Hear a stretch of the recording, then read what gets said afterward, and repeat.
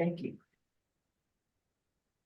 I'd like to call the meeting to order and acknowledge that we are in Treaty 1 territory, the home and traditional lands of the Anishinaabe, Ojibwe, Inuit, Cree, and Dakota peoples, and in the national homeland of the Red River Métis. Our drinking water comes from Shoal Lake 40 First Nation in Treaty 3 territory. I'd like to introduce the members of the panel today, but before I do we have somebody representing the applicant? We Assistant? do not. There is no representative for the applicant? No. Okay, sorry for the interruption there. So our panel members today are Mr. Larry Robinson beside me on my left, Mr. Narinderpal Tanjal, who is joining us by Zoom. From the assessment department, we have got Mr. Eric Gauthier, and for our administrative personnel today, we have Tristan Bredin. To the Zoom participants of the hearing, please note you're placed in the waiting room until your property is called upon. When it is your turn, you will be admitted into the meeting. Kindly follow along on the City of Winnipeg's Board of Revision YouTube channel for the hearing process. Once the host admits you into the hearing, please close or mute your YouTube player. You will then be permitted to speak with respect to your property. Once your hearing has concluded, you can leave the meeting. We will be hearing applications for revision of the assessment roll in accordance with the Municipal Assessment Act. The matters for which revision is requested have been described in each application, and we will limit discussion to those matters. The statements that are made at this hearing are sworn testimony, and anyone speaking to the matters must be sworn in. Be advised that comparisons of assessments of properties are not considered evidence of market value by the Board of Revision. The Board of Revision is appointed annually by council and is independent of it and the city administration. It makes its decisions on the basis of the evidence provided at this hearing and issues a written order that will be mailed to all parties as soon as possible. Please note that the board's decisions with respect to an application may be appealed to the Manitoba Municipal Board if the matter pertains to assessed value or classification, or to the Court of King's Bench if the matter pertains to the application of exemptions from taxation. Should you wish to appeal, information on how to do so will be included with the board's order. With respect to the hearing process, I will confirm the points of appeal with your property to be addressed with each applicant following the swearing in. We will then have the assessor's testimony, followed by questions that the applicant may have, and then the applicant's testimony, followed by questions. Each side will have an opportunity to summarize if they wish. Once all of the evidence about an application have been brought forward, the applicant may leave. The process will repeat for each item on the docket today. The session will close after all the applications have been heard, and the board will deliberate in private and make its decisions. You will receive the board's decision by registered mail as soon as possible. As information, all public hearings are live streamed, recorded, and will be part of the public record. We will be hearing items 4, 6, 8, and 16 on our docket today. Mr. Bredin, please affirm the assessor's testimony. Please stand. Mr. Assessor, please state your full name. Eric Gauthier. Do you affirm that the evidence you're about to give at this hearing is the truth, the whole truth, and nothing but the truth? I do, yes. Thank you. You may be seated. Thank you, Mr. Bredin. I noticed that we do not have anyone representing the applicant for item 4 on our agenda today, 95 Norman Park Drive. So I would suggest that what we do is leave that item until the end and see if anyone does appear. So we will then move on to number 6, which is 99 East Coast Drive. 99 East Coast Drive, there is a 51 agreement in place, or if you have a copy of. Yes, sir. We are on item 8. Well, we were on item 6, but there's a 15 one. Yes. Item 6. Yeah.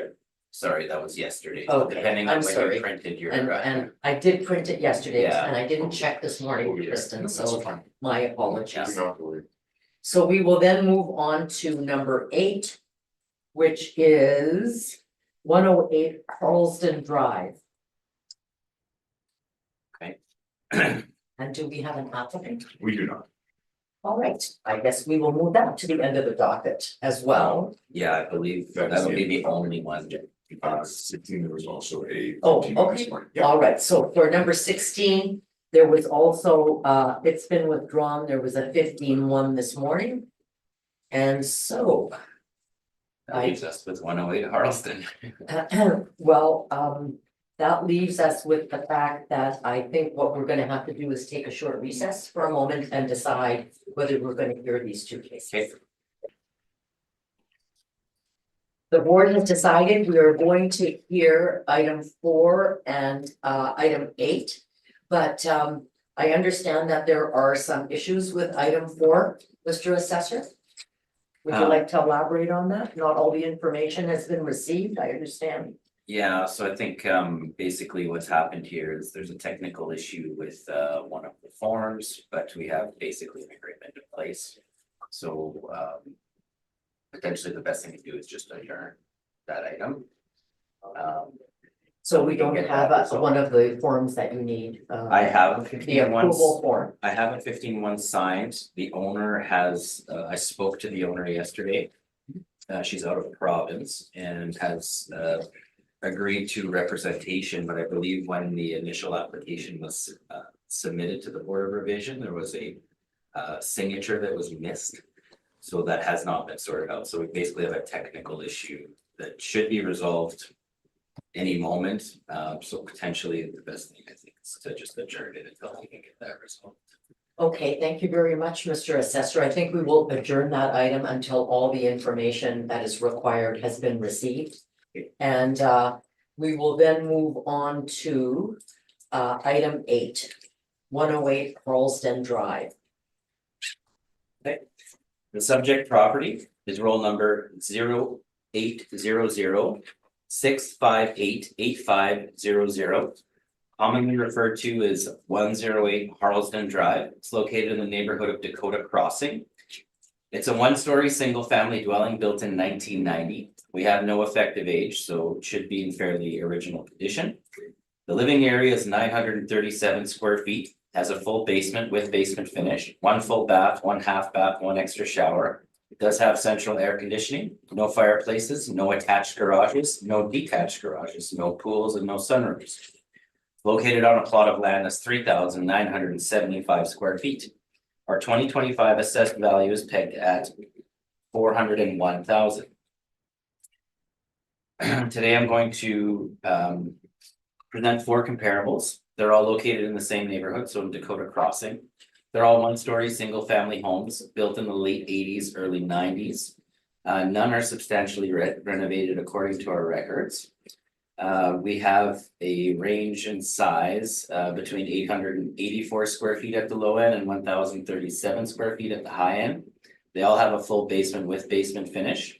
Full baths range between 1 and 2, half baths range between 0 and 1, and comparable 1 does have 1 extra shower. They all have central air conditioning, no fireplaces, no attached garages, no detached garages, no pools, and no sunrooms. The land is fairly consistent, so the range is between at the low end 3,883 square feet for comp number 4, at the high end 4,810 square feet for comparable number 1. The sale took place in 2021 and 2022. Sale prices range at the low end. I have I'll be rounding here, so 375 at the low end and 410 at the high end. Translating to a all-encompassing price per square foot range between 366 a square foot at the low end to 440 a square foot at the high end. When we time adjust these sales to bring it to our reference date of April 1st, 2023, which is our market valuation date for this cycle, we get a range, a sale price range between 385 or 86 at the low end and 402,000 at the high end, giving us a time adjusted price per square foot range of between 384 a square foot to 455 a square foot. My recommendation is to maintain the 2025 assessed value as supported by the comparable sales. Are there any questions? Thank you, Mr. Assessor. Mr. Robinson, do you have any questions of the assessor? The only question I had was that comparable number one is much higher per square foot than the other three properties, especially when you compare it to the lowest one. I just wondered if you could explain why it is so much higher, the $455 a square foot for comp one down to 383 was comp four. Well, that's why it's important not to hang your hat on one comparable, first of all. The reason it's higher, so I'm an AIC, or I was an AIC trade appraiser, and one of the flaws is that they teach you in the courses and all that is basically not to use all encompassing global prices per square feet. We do present it on our brief because that's the way they've been doing it for a while, and some people will look at that. But essentially the flaw there is that, first of all, there's no adjustments provided. So the smaller the house, the higher the number per square foot. Land is also a factor. So when you start throwing everything in a blender and coming out with one global price per square foot, it's actually, in my opinion, a huge mistake for valuation. Shouldn't go on your opinion. Well, I've lobbied to get it off, to be honest with you. And I welcome discussions. I mean, the holy grail of a Canadian real estate appraisals is the appraisal of real estate third Canadian edition. And if you read it cover to cover, which I have, nowhere in there for residential does it show that you should use a global encompassing price per square foot. So the key factor here is square footage is on the bell curve. So your bell curve basically is very steep. So the first, say, 800 square feet, the value skyrockets of those first square feet because the utility is quite high. And then what happens is, depending on the neighborhood, it plateaus, and then the rest of those square feet start to drop in value. So that's why an 884 or a 700 square foot house, if I had one here, you would see a higher price per square foot because the utility of those initial square feet is higher. So that's why I'm very careful, I'm very hesitant. It's not really a language that I speak, all encompassing prices per square feet. You'll notice maybe on other hearings where we have more elaborate briefs where I adjust for the living areas, the basement finish, the land separately. And then you reconcile, consolidate, you come up with a range. And within that range, you decide where the property should lie. That's a proper appraisal technique. You'll notice that people do not shop for a house based on global prices per square feet.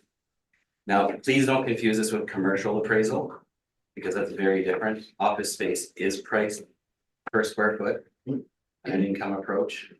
I'm not saying that that's not a value, but in residential appraisal, you'll notice the Appraisal Institute of Canada and any certified appraiser will never present to you an appraisal with global all-encompassing prices per square feet. So in some cases, there may be a double property could be on a, for just to give you an example of why be careful with that is, if you have a property where there's say an old Saint Vital and you have a double house is hugged to one side. If you don't calculate your land value separately, you're gonna have a global price per square foot that would be very misleading. Because what you have is an excess piece of land that could be subdivided. So that's just kind of an example of why you shouldn't do that. But basically, that's long story short, I don't really look at that. In this particular case, I'm looking at the 3 comp or 4 comps. I prefer the first 3. And the reason I like the 4th comp a lot less is because what happens is that when you walk through a house that's 900 square feet versus a house that's 1,037 square feet, you get an extra room there, right? And sometimes it's a dining room, sometimes it's a 3rd bedroom. So I'm putting a little bit less weight on that one. And as you'll notice, my time adjusted sale price range is between 385 or 386 and 402. Which is a very tight range. So is it worth 386 or is it worth 402? Who knows, but somewhere in between there. We came up with 401, so it's a little bit on the high side of the range, but it's in that range. When I see a property fall in a tight range like that, I'm comfortable with that value. Okay, thank you for that very thorough explanation. Yes. Mr. Danjel, do you have any questions of the assessor? No, I don't. Thank you very much. Thank you. I have a question, and that is with respect to the first comp. You indicate there's a land influence of an internal corner. Can you tell me if that's a positive or a negative influence, and how would that affect? Well, internal corners, it's one of those factors that I personally don't adjust for. Now, the comp number 4 has park and walkway, that's a little bit more substantial. People will generally pay more to back onto a park or be close to a park. The internal corner influence, to be honest with you, I'm not sure how much our model's taking off. I personally wouldn't take much off for that. Now, an external corner with traffic, you gotta be careful, because that's the oddball house at the end of the street, and maybe the bus is going by, that sort of thing. Those ones there definitely. You'll notice like in the new subdivisions, that's the last house to get built. Why? That's the cheapest lot on the street. Why, right? It's because it's the least desirable. But the internal corner, I've never really found it to be a deal breaker. Some people will complain that the snowplow will take advantage of that corner and pile up a bunch of nasty snow with salt and gravel on their properties. But other than that, I don't really see the disadvantage of it or put much weight on the fact that it's a less desirable location. Okay, thank you. And I'm also wondering which comp you think is the best comp to the subject property? Well, one of the biggest mistakes in appraisal is to hang your hat on one comp. And I've been in situations where all you have is one comp. I don't like that. In those cases, I usually do a cost approach and try to confirm the one comp. The reason we try to provide 3 or 4, and the reason, like, if you hire an appraiser to come appraise your house, that will not provide you one comp, provide you 3, 4, adjust them out and give you a range. And the reason for that is because you never know all the motivations, and you never know what could have gone wrong with one particular sale. Could be someone from out of town that wasn't working with didn't have the best counsel at the time. It could be somebody who was motivated for other reasons. You know, I used to sell real estate, and I'd have military clients come in and they say, you know, in a hot market, they have 1 week to buy a house. So sometimes they have to pull the pin a little harder. That's why I don't like hanging my hat on one comp. When I'm asked what's the best comp, generally what I say is it's the one that requires the least amount of adjustments. In this case, I did not provide you with adjustments, so it would be the one that would be the most similar to the subject. And in that case, comps 2 and 3 are pretty much the same size. None of them have garages, sunrooms, the land size is extremely similar. So those two are about as clean of comparables, like they require pretty much no adjustments. I mean, someone could start splitting hairs about a half bath or splitting hairs about, you know, like on our records, we can sometimes see the amount of basement finish. Someone may have 700 square feet of basement finish, while the other one 600. You can really get into splitting hairs with the stuff, but comps 2 and 3 are about as crystal clean and as you don't find anything better than that. So yeah, you know, we got one coming out at 386, one at 397. Our model comes in at 401. So the international standard for mass appraisal is to be within 10% of your value. Like we strive to be within 5. So we're talking about. I'm a couple looking thousand at bucks. comp 2, Mhm. which is your most recent sale. Yeah, And I see that that is the only one of the comparables where the time adjusted sale price has gone down mhm. as opposed to up. Yeah. So I'm wondering what the rationale for that would be. So what happens is our modelers will actually study the marketplace and study sales. And if I showed you a chart, like our MLS system also has a tool where you can chart activity and prices. So what happened is we actually saw a super spike in the market in spring of 2022. So you have this big swing up. And then what we saw is the market gave some back. So you'll notice some sales that happened and different. What's really interesting is different market regions and different areas peaked at different times within a few months different. So we get really technical with this stuff with our time adjustment, as in if you bought your house at peak in that spring of 2022 hot fever, we time adjust it down because the marketplace came down from that point to our reference date of April 1st. 2023. But if you purchased your house in, say, January 2021, in aggregate, the market is up because it swung up big time and then gave some back. So from that point in time, we have an upward adjustment. So yeah, it's just, like the stock market or other markets, we had a big peak, gave some back. So depending on where you are in that timeline. If I may, could we take a 5-minute recess? Sure. Thank you. Thank you very much. So I think that concludes all of the questions that the board has with respect to 108 Carlston Drive. Thank you very much. And I just would like to back up to item 4, which we adjourned earlier, which is 95 Norman Park Drive. I understand that we have now received all of the documentation. Yes. And we can indicate that this has been withdrawn as per a 15-1. Okay, thank you very much. And I believe that we have heard all the items scheduled and this hearing is now adjourned.